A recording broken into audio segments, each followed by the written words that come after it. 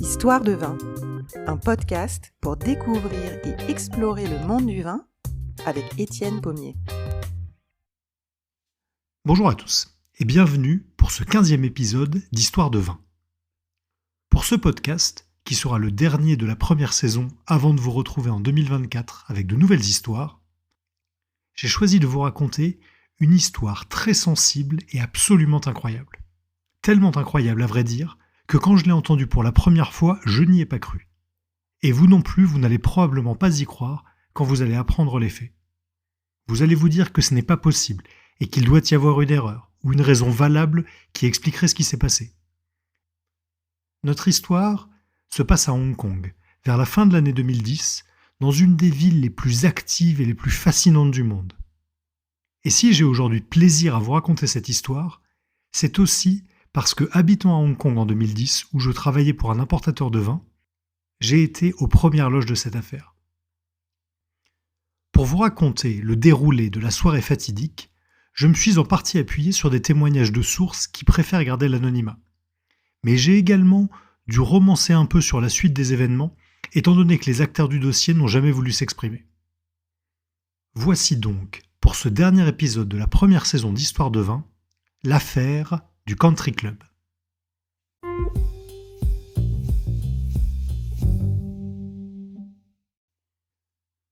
Il est des villes qui vous marquent et vous laissent une impression forte, que vous y ayez passé 3 jours ou que vous y soyez resté 20 ans. Hong Kong est celle-là. On a souvent décrit l'ancienne colonie britannique comme le pendant asiatique de New York, à cause de ses gratte-ciel, de son énergie et de son rayonnement international. Et de fait, il y a peu de paysages urbains aussi fascinants que le panorama de l'île de Hong Kong depuis Tsim Sha Tsui ou la vue du Victoria Harbour qui sépare l'île de Hong Kong de la péninsule de Kowloon. Ici, tout est vertical et les terrains constructibles sont si rares et la densité de population tellement élevée que le seul espace à conquérir est vers le haut. Et avec plus de 550 gratte-ciel de plus de 40 étages ou 150 mètres de hauteur, Hong Kong est la ville la plus verticale du monde, loin devant New York ou Tokyo. La région administrative spéciale de Hong Kong, son nom officiel depuis la rétrocession à la Chine en 1997, abrite 7,5 millions d'habitants répartis sur les 4 zones qui composent le territoire. L'île de Hong Kong, proprement dite, séparée de la péninsule de Kowloon par le bras de mer appelé Victoria Harbour, les nouveaux territoires situés au nord de Kowloon, dont ils sont séparés par une chaîne montagneuse et qui s'étendent jusqu'à la frontière de la Chine continentale, et les autres îles de la mer de Chine proches de Hong Kong, comme Lantau ou Lama. Bien que le territoire de Hong Kong soit comparable à celui de New York en termes de taille, soit environ 2 fois Paris, il est beaucoup plus accidenté, et la majeure partie de sa superficie, occupée par des montagnes recouvertes de végétation, n'est pas construite. La population se concentre donc sur les rares zones littorales à peu près plates, d'où une densité de population et de gratte-ciel très élevée. L'histoire récente de Hong Kong est le reflet de l'évolution du monde sur les 2 derniers siècles, et une clé essentielle pour comprendre ce qu'est la ville aujourd'hui. Au début du XIXe siècle, l'avènement de la révolution industrielle en Europe fait de l'Empire britannique la première puissance mondiale. Une puissance commerciale et militaire qui voit d'un mauvais œil que la Chine ne lui achète presque rien, alors qu'elle-même importe de nombreuses productions chinoises telles que la soie. Les Anglais décident donc de récupérer une partie de la richesse chinoise en inondant l'Empire du Milieu d'opium, une drogue que l'empereur avait interdite au siècle précédent. Voulant mettre fin au trafic d'opium, les autorités chinoises saisissent les stocks de contrebande des Britanniques qui, en retour, déclarent la guerre à l'Empire du Milieu. Incapable de faire face à la puissance militaire anglaise, l'empereur est contraint de signer le traité de Nankin en 1842, mettant fin à cette première guerre de l'opium et donnant aux Anglais comme tribut de guerre la ville de Hong Kong. Ce premier conflit sera suivi d'un second en 1860 qui se conclura par la cession de Kowloon aux Britanniques, avant que ceux-ci ne passent un dernier accord avec les Chinois en 1898 pour la cession des nouveaux territoires pour pour 99 ans. C'est donc à cause de guerres coloniales parfaitement iniques que le territoire de Hong Kong devient une colonie britannique. Durant le siècle et demi qu'ils vont la gérer, les Anglais vont beaucoup développer la ville, et le port au parfum, encantonné Honggang, devient un comptoir de commerce majeur en Asie. Dans les années 80, les autorités britanniques entament des pourparlers avec Pékin en vue de la rétrocession prévue en 1997. Et la déclaration commune sino-britannique sur la question de Hong Kong est signée en 1984 par les premiers ministres britanniques et chinois Margaret Thatcher et Zhao Ziyang. Le 1er juillet 1997, le dernier gouverneur britannique de Hong Kong quitte la ville et Pékin reprend la main sur les affaires de Hong Kong 155 ans après le traité de Nankin. La rétrocession avait fait craindre un effondrement de l'économie hongkongaise causé par une fuite des capitaux, car de nombreux habitants s'étaient expatriés durant les années 90, notamment aux États-Unis ou au Canada. Après la rétrocession, la ville connaît de fait une période de récession économique, doublée d'une crise sanitaire avec l'arrivée du SRAS en 2003. Mais après cet épisode douloureux, qui fera 300 morts à Hong Kong et marquera durablement la ville, la croissance revient et les années 2000 ramènent une grande prospérité au territoire qui compte aujourd'hui parmi les plus riches du monde, avec l'une des plus grandes concentrations de richesses et de milliardaires de la planète. C'est donc au cœur d'une cité très riche et cosmopolite que s'inscrit notre histoire.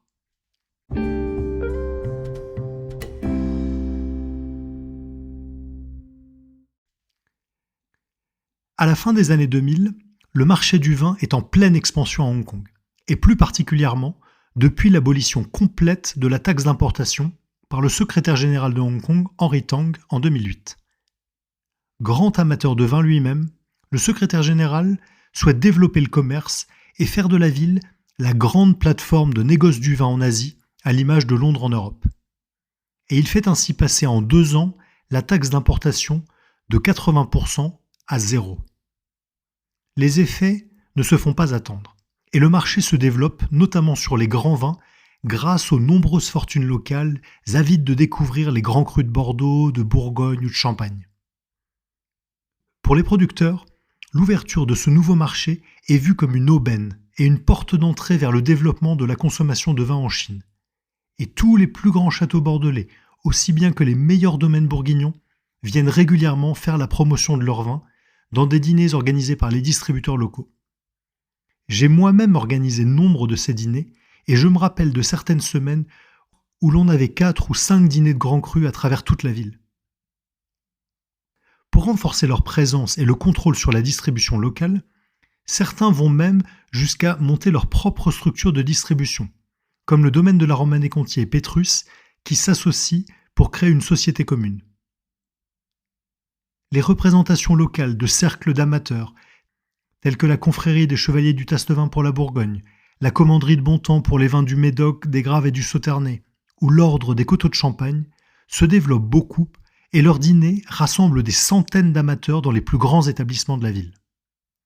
La restauration suit le mouvement et aux très nombreuses grandes tables chinoises historiques de Hong Kong s'ajoutent bientôt les restaurants de grands chefs étrangers comme Joël Robuchon, Alain Ducasse ou encore Pierre Gagnère. En 2009, le prestigieux guide Michelin sort sa première édition pour Hong Kong et Macao, et le chef Chan Yan-tak devient le premier chef chinois à obtenir 3 étoiles pour son restaurant Lunking Inn à l'hôtel Four Seasons. Une autre tendance de l'époque, qui contribue à développer le marché des grands vins, est l'usage assez répandu du droit de bouchon, qui permet aux collectionneurs de venir au restaurant avec une bouteille de leur propre cave, moyennant le paiement d'un droit au restaurant ou l'achat de bouteilles de la carte. Et parallèlement, comme il est facile d'obtenir une licence de restaurant pour une table ne servant pas d'alcool, de nombreux chefs professionnels ou amateurs tentent leur chance en ouvrant des cuisines privées pour se faire connaître. Ce sont le plus souvent des appartements, situés dans des immeubles anodins de bureaux ou d'habitations, qui ont été transformés en restaurants, où les amateurs, dans la confidence, se retrouvent pour savourer des menus gastronomiques avec les bouteilles qu'ils ont choisies. Ce sont des adresses qu'on se transmet entre amateurs par le bouche à oreille. Le développement économique de la ville et l'effervescence du secteur de la restauration favorisent à l'époque l'émergence d'une clientèle amatrice de belles tables et de belles bouteilles, faisant exploser les chiffres d'importation de vin à Hong Kong. Pour les représentations étrangères, le marché offre de formidables opportunités à saisir, et les consulats et autres chambres de commerce des différents pays rivalisent d'énergie pour se faire une place dans les plus grands établissements, parmi lesquels les clubs privés. En tant qu'ancienne colonie britannique, Hong Kong a hérité une certaine culture des clubs au sens anglais du terme. Des établissements dont l'accès est réservé aux membres et à leurs familles pour profiter de services tels que des restaurants, des équipements sportifs, ou simplement pour se retrouver dans un entre-soi favorable à un networking efficace pour développer les affaires. Hong Kong Club, Hong Kong Jockey Club, American Club, Royal Hong Kong Yacht Club, la ville compte des dizaines de ces établissements où les coûts d'adhésion, aussi bien que les cotisations très élevées, limitent l'accès à de nouveaux membres qui, de toute façon, doivent être cooptés par des membres existants pour pouvoir déposer un dossier d'inscription. Pour les membres, l'utilisation des services de ces clubs est particulièrement intéressante, car, comme les membres payent une cotisation mensuelle, les clubs sont soumis à des politiques tarifaires plus souples que les restaurants, et tout particulièrement sur le prix des vins à la carte. Les amateurs peuvent donc se retrouver dans leur club favori pour déguster de grands vins à des prix nettement inférieurs à ceux des restaurants de la ville. D'où un nombre croissant de dîners privés dans tous ces clubs qui ajustent à leur tour leur carte des vins en montant en gamme pour afficher des sélections dignes des meilleurs étoilés au guide Michelin. Et de tous les clubs de Hong Kong, l'un des plus prestigieux est sans aucun doute le Hong Kong Country Club, une véritable institution située dans le sud de l'île de Hong Kong, sur le front de mer de Deepwater Bay. Ouvert le 30 janvier 1962, le Country Club se voulait à l'origine un club cosmopolite et moderne, ouvert à tous, sans distinction de nationalité ou de sexe, à une époque où la plupart des clubs londoniens étaient encore réservés aux hommes.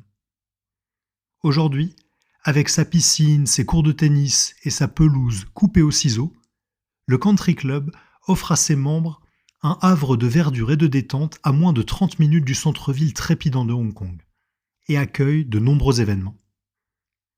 Et c'est dans ce cadre idyllique et particulièrement sélect que vont se dérouler des faits qui vont choquer pour longtemps la société hongkongaise.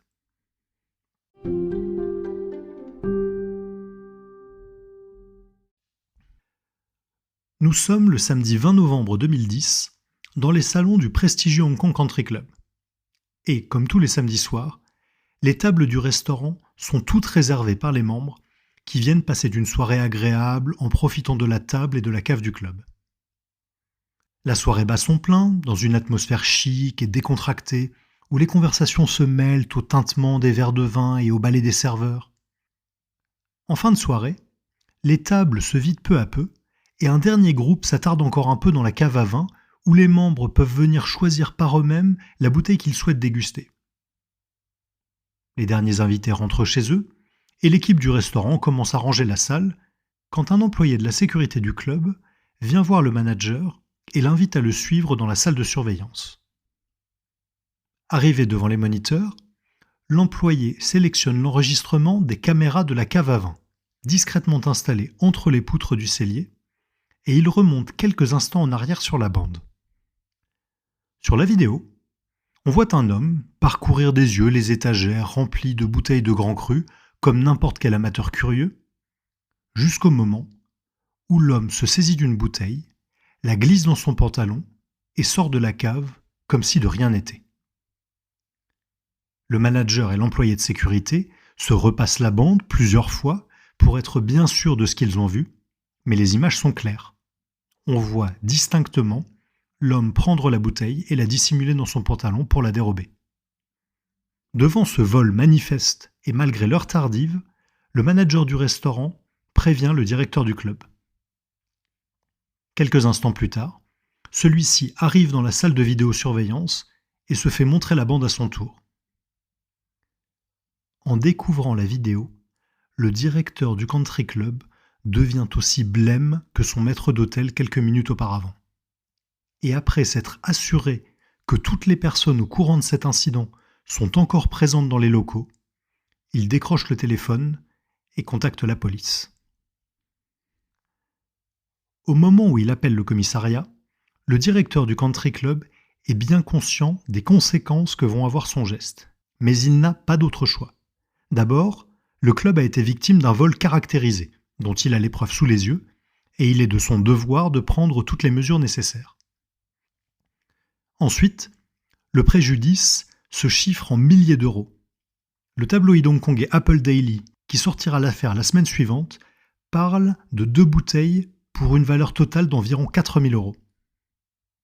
Enfin, et pour ne pas dire surtout, c'est bien l'identité du voleur présumé qui préoccupe le directeur du club. Aussi, quand il est mis en relation avec le commissariat central, il prend soin de demander à parler à un officier pour s'assurer que l'affaire sera traitée avec autant de diligence que de discrétion. Quand la police arrive sur les lieux, nous sommes au milieu de la nuit et l'établissement est désormais vide à l'exception des employés au courant de l'incident et du directeur.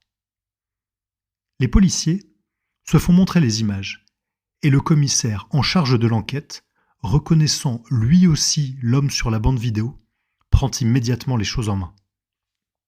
À partir de ce point de mon récit, je suis obligé d'imaginer l'enchaînement des événements, étant donné qu'aucune des personnes impliquées dans la procédure n'a fait de commentaire à ce jour sur cette affaire. Mais je pense que ma narration ne doit pas être très éloignée de la réalité, comme la suite va d'ailleurs le démontrer. Après avoir visionné la vidéo, le commissaire commence par demander qui, parmi le personnel du club, est au courant de cet incident. Et après avoir pris les identités de toutes les personnes présentes, il leur intime l'ordre de garder un silence absolu sur cette affaire jusqu'à nouvel ordre. Dans les heures qui suivent, il contacte ses supérieurs à Pékin pour leur exposer la situation. Et l'information remonte vraisemblablement jusqu'au ministre de la Sécurité publique, Meng Jianzhou, qui, à son tour, la transmet très certainement à son homologue des affaires étrangères, Yang Jiechi. Alors pourquoi un tel branle-bas de combat pour un simple vol de bouteilles de vin ? Eh bien parce que l'homme, que le personnel du country club aussi bien que les policiers, ont reconnu sur la vidéo de surveillance en train de voler une bouteille de vin en la glissant dans son pantalon, n'est autre que Marc Fombostier, le consul de France à Hong Kong et Macao.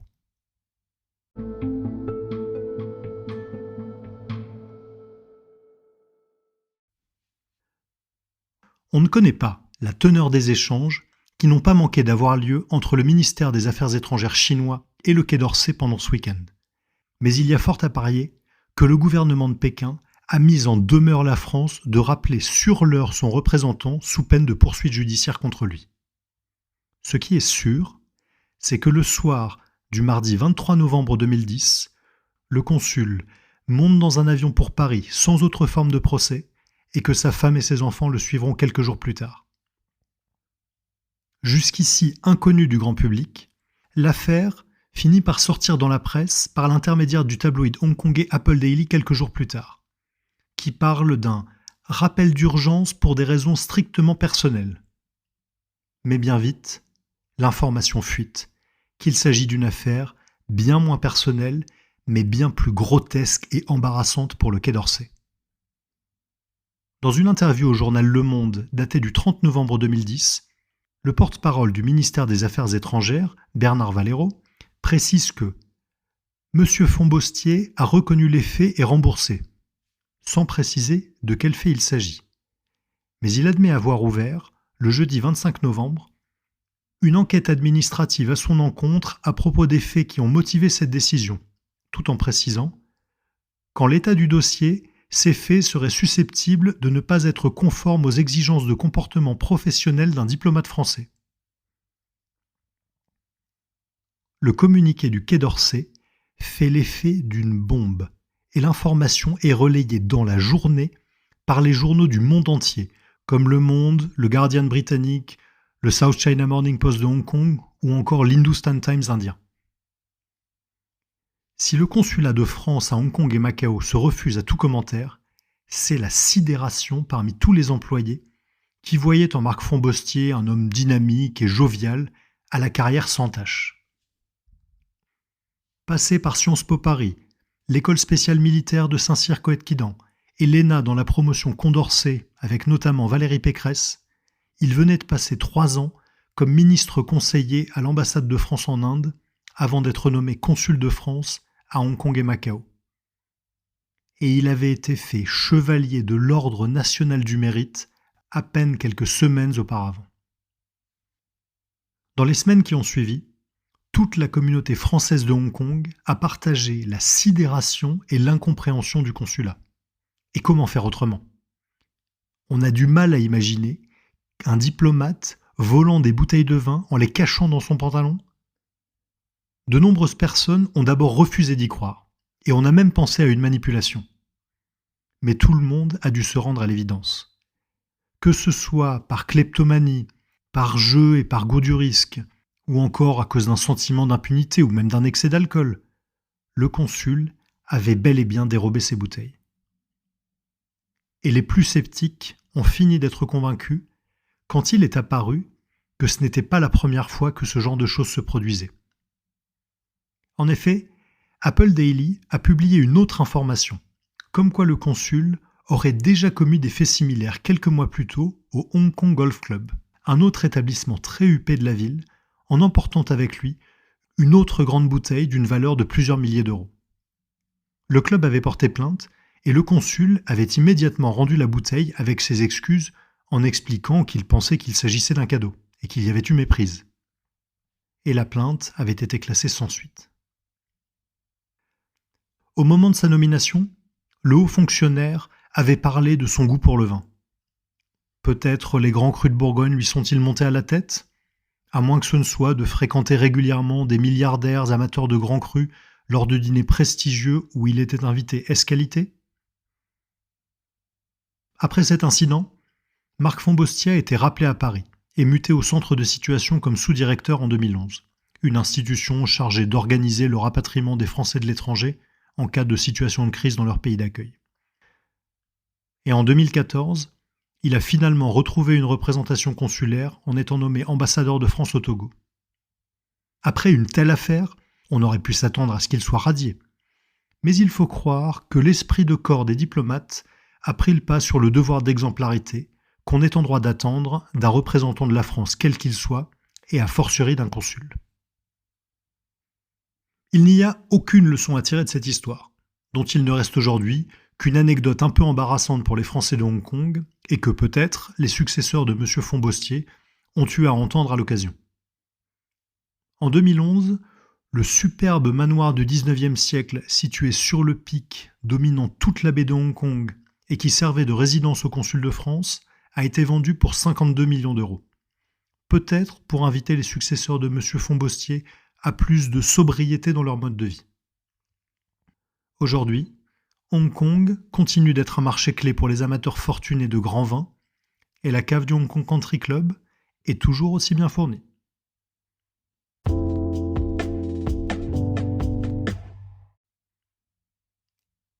Et c'est avec cette affaire du Country Club que s'achève la première saison d'Histoire de vin. Et j'espère que ce dernier épisode vous a plu.